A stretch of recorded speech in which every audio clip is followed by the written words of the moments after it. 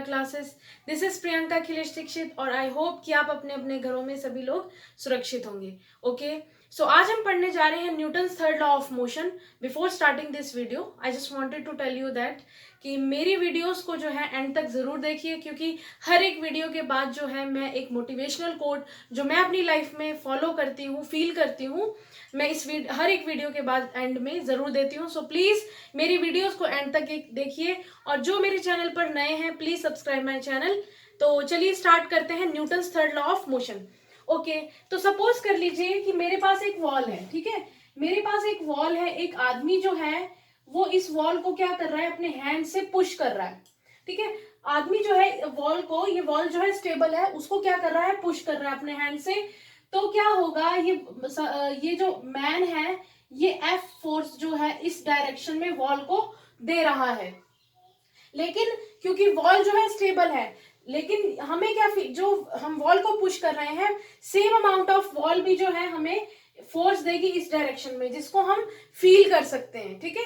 तो क्या होगा, अब मान लीजिए ये चीज हो गई। अब मान लीजिए कि एक वही पर्सन जो है अब क्या पहने हुए, स्केटिंग शूज या स्केटिंग बोर्ड पर है और वॉल को यहाँ इसी डायरेक्शन में क्या कर रहा है, पुश कर रहा है, ठीक है। अब क्योंकि उसने क्या पहने हुए हैं, स्केटिंग बोर्ड्स, सो क्या होगा, जैसे ही वॉल को ये फोर्स देगा तो वॉल भी क्या है, इक्वल अमाउंट ऑफ जो फोर्स है इस डायरेक्शन में देगी, जिसकी वजह से क्या होगा, जो पर्सन है वो स्केटिंग बोर्ड के साथ में इस डायरेक्शन की तरफ मूव कर जाएगा, ठीक है। तो क्या हमें क्या पता चलता है कि अगर जैसे हम यहाँ पर फोर्स लगाएंगे, ये फोर्स किसने लगाया है, इस पर्सन ने वॉल पर लगाया है, तो ये एक तरह से क्या हो जाएगा, एक्शन, ठीक है। और वॉल की तरफ से हमारी बॉडी को जो फोर्स फील होगा, जिसकी वजह से हमने जो स्केटिंग शूज पहन रखे हैं, तो हम क्या करेंगे, इस डायरेक्शन में, यानी कि जो पर्सन ने फोर्स दिया था उससे अलग डायरेक्शन में इस तरफ को हम मूव हो जाएंगे। तो ये क्या हो जाएगा, एक रिएक्शन, ठीक है। तो हम न्यूटन्स के थर्ड लॉ ऑफ मोशन में यही पढ़ेंगे कि हमारे पास जो होता है एक एक्शन रिएक्शन का पेयर होता है।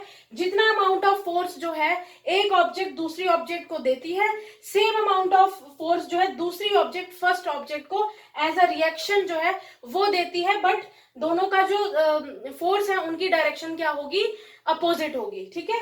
अब चलिए और बात करते हैं। तो यहां आपको समझ आया कि जो एक्शन और रिएक्शन का जो हमारे पास पेयर था, न्यूटन का थर्ड लॉ यही कहता है कि every action has equal action and reaction for each object, ठीक है।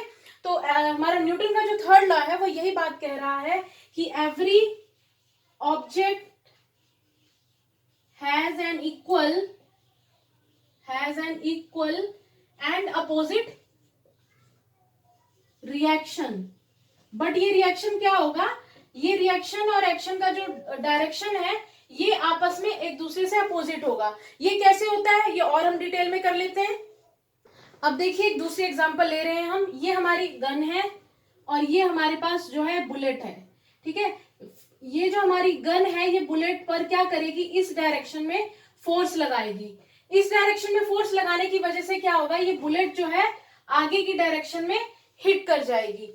एग्जैक्टली क्योंकि हमने अभी पढ़ा कि जो हर एक्शन है उसका क्या है, अपोजिट रिएक्शन होगा, लेकिन अपोजिट डायरेक्शन में। सिमिलरली ये बुलेट भी क्या करेगी, इस गन पर क्या करेगी, इस डायरेक्शन में फोर्स लगाएगी, ठीक है, इस डायरेक्शन में फोर्स लगाएगी। इसीलिए आपने अगर कभी नोट किया हो तो अगर गन से बुलेट निकलती है तो एक जो इंसान होता है उसको हल्का सा जो फोर्स है वो पीछे की तरफ महसूस होता है, ठीक है। तो क्या है कि गन ने बुलेट पर जो है फोर्स लगाया था, जिसकी वजह से बुलेट जो है हमारी आगे की डायरेक्शन की तरफ चली गई। Exactly same amount of force जो है बुलेट ने गन पर लगाया, लेकिन अपोजिट डायरेक्शन में, ठीक है।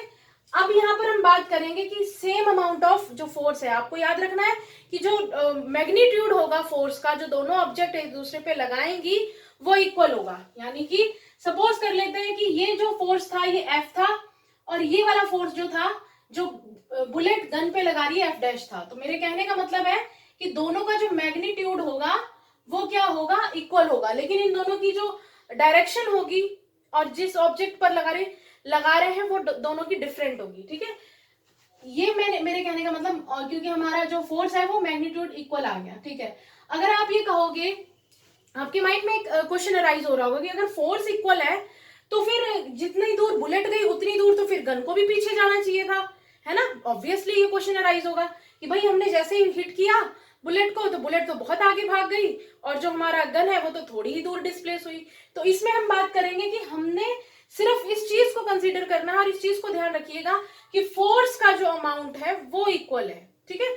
लेकिन जो एक्सीलरेशन होगा, मान लीजिए कि एफ फोर्स में ए एक्सीलरेशन है और एफ डैश फोर्स में ए डैश एक्सीलरेशन है, ये इक्वल नहीं होगा, ठीक है। इन दोनों चीजों को आपको हमेशा माइंड में रखना है कि ए और ए डैश जो है, यानी कि दो ऑब्जेक्ट का जो एक्सीलरेशन है वो सेम नहीं होगा। आइए करते हैं उसको।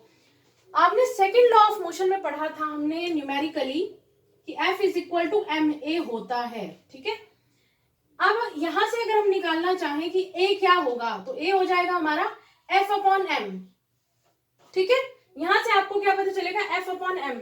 अब क्योंकि बुलेट का जो मास है, ठीक है, यहां पर मैं ले लेती हूं, बुलेट का जो मास है वो कम है एज कंपेयर टू गन, तो यहां पर ये गन के लिए है क्योंकि गन का मास जो है वो ज्यादा होगा एज कंपेयर टू बुलेट। और यहां हमारा जो है ए डैश यानी कि जो हमारी बुलेट है उसका फोर्स और उसका जो मास है वो अलग होगा, ठीक है। अब यहां से आप एक चीज और देखिए कि अगर मास ज्यादा होगा, ठीक है, मास ज्यादा होगा किसी ऑब्जेक्ट का तो एक्सीलरेशन उतनी कम होगी, क्योंकि एक्सीलरेशन और मास जो है आपस में इनवर्सली प्रोपोर्शनल है, ठीक है। अगर किसी ऑब्जेक्ट का, यही चीज यहां हुई है गन वाले केस में, ठीक है। गन वाले केस में क्या हुआ है, क्योंकि मास ज्यादा है, गन का mass as compare to bullet ज्यादा है, इस वजह से क्या है, गन जो है थोड़ा एक्सीलरेशन लेके पीछे को हल्का सा ही शिफ्ट होती है, क्योंकि मास ज्यादा है ना, तो इसका ऑब्वियसली क्या है, एक्सीलरेशन कम हो जाएगा क्योंकि इनवर्सली प्रोपोर्शन थे। इसी तरह यहाँ पर बुलेट के केस में आप क्या देखेंगे, क्योंकि बुलेट का जो साइज है या मास है वो एज कंपेयर टू गन जो है वो छोटा थोड़ा है, लेस है, जिसकी वजह से क्या है, मास कम होगा। मास कम होगा तो एक्सीलरेशन ज्यादा होगा, एक्सीलरेशन ज्यादा होगा तो हमारी जो बुलेट है वो एज कंपेयर टू गन जो है बहुत आगे निकल जाएगी, ठीक है। आई थिंक कि ये आप चीज, आपको ये कंसेप्ट याद हो गया होगा। आपको ध्यान रखना है कि एक्सीलरेशन जो है वो मास के इनवर्सली प्रोपोर्शन है, मास अगर ज्यादा होगा तो एक्सीलरेशन कम होगा, और मास अगर कम होगा तो एक्सीलरेशन ज्यादा होगा। इस चीज को अपने माइंड में रखिए। इसीलिए जो है फोर्स का जो मैग्नीट्यूड होगा वो सेम होगा, इक्वल अमाउंट ऑफ फोर्स जो है दोनों ऑब्जेक्ट एक दूसरे पे लगाएंगी, लेकिन उसके थ्रू होने वाला एक्सीलरेशन जो है वो डिफरेंट होगा। इस चीज को ध्यान से करिएगा, समझ लीजिएगा। और आई थिंक कि इतना आपको समझ आ गया होगा। थोड़ा सा एग्जांपल से और समझते हैं। अब एक एग्जांपल और ले लेते हैं। सपोज कर लीजिए कि हमारे पास एक बोट है, ठीक है। इस बोट से क्या है, एक पर्सन जो है वो उतर रहा है, ये हमारा ग्राउंड है और एक पर्सन जो है वो इस बोट से उतरना चाहता है। तो आप लोगों ने देखा होगा कि जैसे ही वो फर्स्ट स्टेप जो है अपना, मान लीजिए वो फोर्स क्या है, ग्राउंड पे लगा रहा है ताकि वो बोट से बाहर उतर पाए, तो फोर्स जो है इस डायरेक्शन में लगेगा, ठीक है।